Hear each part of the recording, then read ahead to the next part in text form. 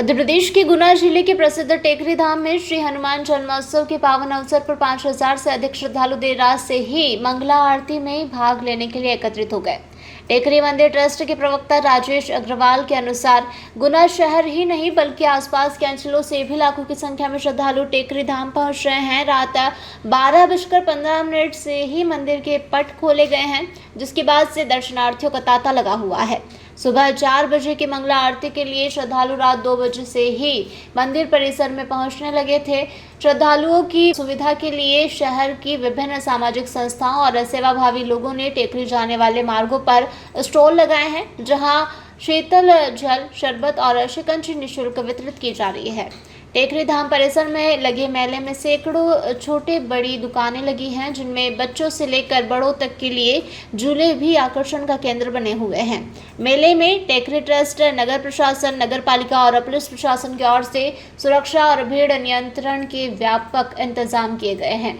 एक control room के जरिए मेले की हर गतिविधि पर नजर रखी जा रही है। साथ ही आपातकालीन स्थिति से निपटने के लिए भी विशेष प्रबंध किए गए हैं। प्रशासन के वरिष्ठ अधिकारी, पुलिस और विभिन्न विभागों के कर्मचारी मौके पर तैनात हैं।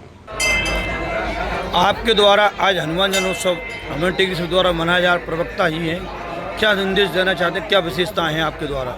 देखिए, यहाँ पहली बात तो स्पष्ट कर दूं कि किसी के द्वारा कोई व्यवस्था नहीं है। सब टेकरी धाम पर बालाजी सरकार कर रहे हैं, हम मात्र निमित्त हैं। किसी का कोई रोल नहीं है। जहाँ जो कुछ है वो सिर्फ टेकरी सरकार का है। रही बात व्यवस्थाओं की, तो पिछले करीब 1 महीने से हनुमान टेकरी मंदिर ट्रस्ट इस मेले की तैयारियों में लगा है और संपूर्ण प्रशासनिक अमले के साथ स्वयं जिलाधीश एवं पुलिस अधीक्षक महोदय इस मेले का मोर्चा संभाले हुए हैं। मेले में कई अभिनव प्रयोग इस बार किए गए हैं, जिनका आज सुबह की आरती से ही रिजल्ट आना प्रारंभ हो गया है। जैसे कि इस बार पहली बार ये मेला प्लास्टिक मुक्त किया गया है। यहाँ पर पन्नी के स्थान पर बायोडिग्रेडेबल पन्नी का इस्तेमाल किया गया है, जो कलेक्टर साहब की मंशा एवं पर्यावरण की रक्षा के अनुकूल है। जो पन्नी जहाँ इस्तेमाल की जा रही है उसके हमें कोई भी नुकसान नहीं है। दूसरी बात, हमने सभी सामाजिक धार्मिक संस्थाओं से अपील की है कि जो भी भंडारे इत्यादि यहाँ हो रहे हैं, चाउ लगी हुई है, उनमें डिस्पोजेबल सामग्री का उपयोग ना करें, सिर्फ पेपर कप का उपयोग करें।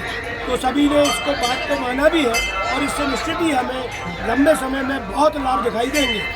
रही बात ये कि इस बार ट्रैफिक जाम की स्थिति से निपटने के लिए प्रशासनिक अधिकारियों की और ट्रस्ट की साझा बैठक एक संपन्न हुई थी।